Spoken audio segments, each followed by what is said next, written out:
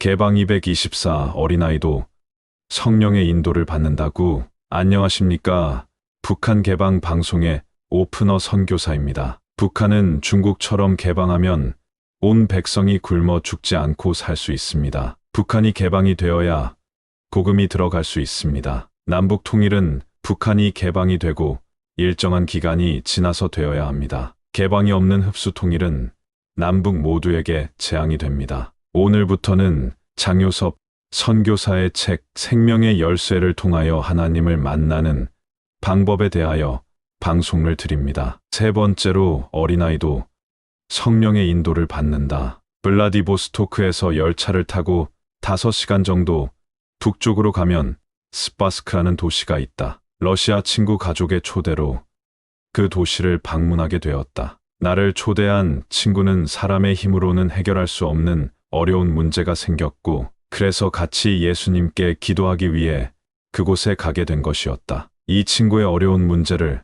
어떻게 해결해야 할까? 나 또한 걱정을 하면서 달리는 열차 안에서 기도를 하고 있었다. 그러던 중 우수리스크역에 도착했을 때 2살쯤 되는 여자아이와 아이의 엄마가 우리 열차 칸에 타게 되었다. 그런데 도착역을 1시간쯤 남겨두고 이 여자아이가 울기 시작했다. 여행을 하다 보면 버스나 열차, 비행기 안에서 아이들의 울음소리를 자주 들을 수 있다. 그런데 이 아이의 울음은 보통 울음이 아니었다. 신경질이 가득 찬 목소리로 달래는 엄마를 때려가며 목청이 터져라 울어댔다. 기저귀를 교체해주고 우유를 먹이고 온갖 장난감으로 아이를 달래보아도 아이의 울음은 그칠 줄을 몰랐다. 한참을 달래던 임신한 엄마도 지쳤는지 그냥 방치하는 단계에 이르렀다. 휴가철이라 열차 안에는 많은 사람들이 타고 있었는데 여기저기서 아이의 울음소리가 나는 곳에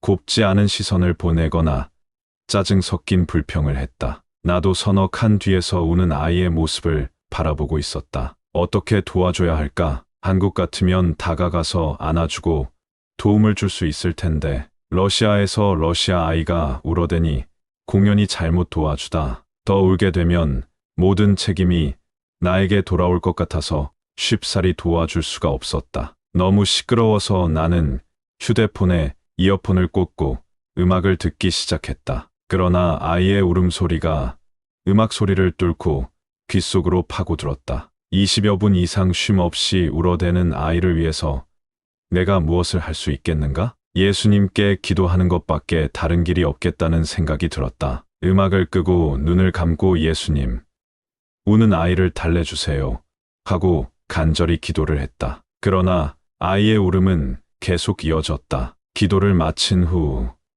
나는 아이에게 주목했다. 잠시 후 우는 아이에게 엄마가 신발을 신겨 객실 통로를 걷게 했다. 울면서 통로를 걷던 아이가 내 앞을 지나다가 멈추고는 나를 바라다 봤다. 내가 얼른 두 손을 뻗으니 나에게 덥석 아이가 안기는 것이 아닌가. 그러더니 거짓말처럼 울음을 그친 아이가 가만히 나에게 안겨 있었다. 어찌나 사랑스럽던지 나는 아이의 이마에 2번 뽀뽀를 해주고 다시 안아주었다. 그 광경을 바라보던 엄마와 객실 사람들이 신기한 듯 모두 미소를 지으며 우리를 바라보았다. 나의 기도를 들어주신 것이 분명했다. 아이가 나에게 와서 안겨 울음을 그치고 모두에게 평안을 주시니 감사하다고 예수님께 다시 기도를 했다. 동양 사람인 나에게 러시아 여자아이가 안겨서 가만히 있는 모습은 흔히 있을 수 있는 일이 아니었다. 아무튼 10여 분을 고요히 있던 아이에게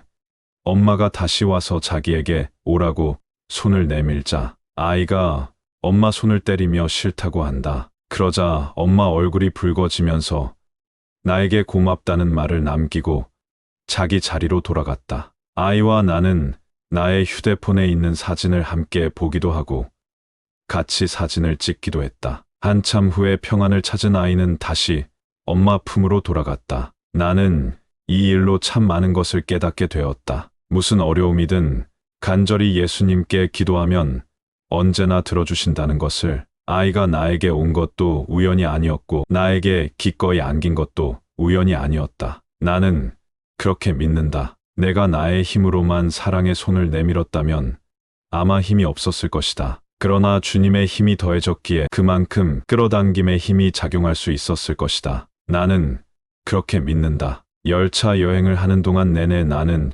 주님의 크신 사랑에 안겨 있었다. 그 크신 사랑의 영역 안에 있었다. 그리고 친구 집에 도착하자마자 나는 제일 먼저 열차에서 있었던 이야기를 전해 주었다. 그러면서 무엇이든지 우리 함께 예수님께 간절히 기도하자고 했다. 요엘 2장 28절 그 후에 내가 내 신을 만민에게 부어주리니 너희 자녀들이 장래 일을 말할 것이며 너희 늙은이는 꿈을 꾸며 너희 젊은이는 이상을 볼 것이며 지금은 믿으면 누구에게나 성령님이 함께 하십니다. 계속하여 하나님을 만나는 사람들의 이야기를 전해드리고자 합니다. 하나님의 만남의 기적 10번째 이야기를 기대하여 주세요.